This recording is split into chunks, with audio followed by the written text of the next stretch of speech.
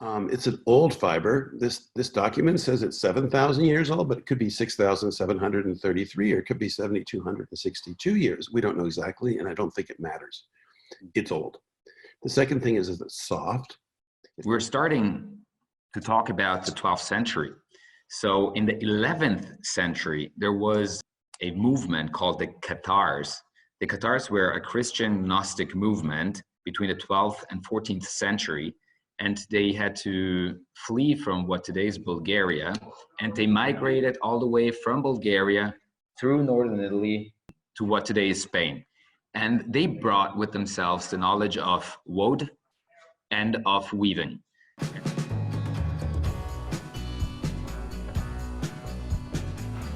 Did you know in 1891, the Cone brothers, Moses and Caesar, established the Cone Export and Commission Company in New York City?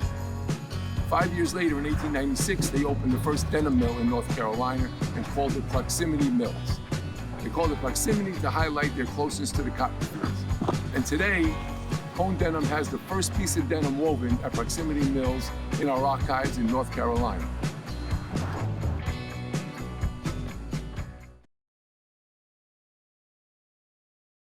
Here's our first student we're mentioning, which was we hit the ball out of the park really with Hannah Jenkins. She came out with this staple to fit collection, which was amazing, and she won the 50,000 euro like design award from H&M, which was a complete shock to, obviously we knew it was amazing.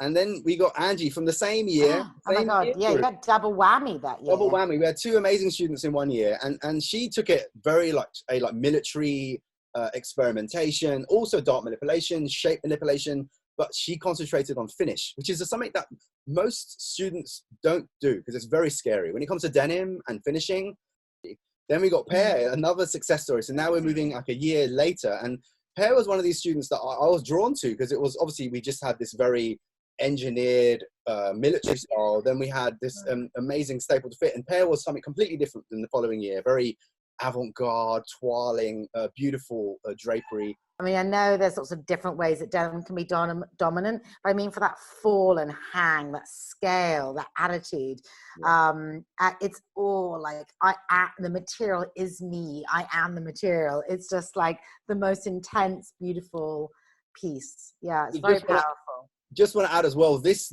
like particular year, 2016, we were also sponsored by Cone. So I have to say, we had a double whammy year where we got Cone to help us as well, as sort of KAIHARA. So we had two amazing meals. But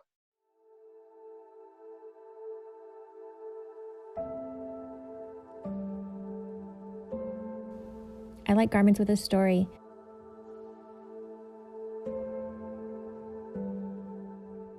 I like having something that no one else has. There was a warehouse in Vernon, California that had actual literal mountains of vintage and dead stock military and denim garments. And you had to be friends with a man named David who sat at the door and decided if you could come in. I brought him an iced coffee, he called me darling, and that was that.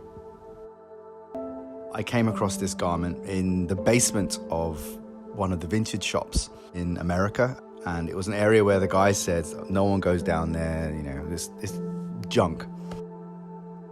And this particular basement didn't even have a light. So I was using one of the lights that was in the corner of the room. It was very dark. And from the corner of my eye, I realized this is a green denim piece. And I knew it was British straight away. The older it gets, the more beautiful it becomes.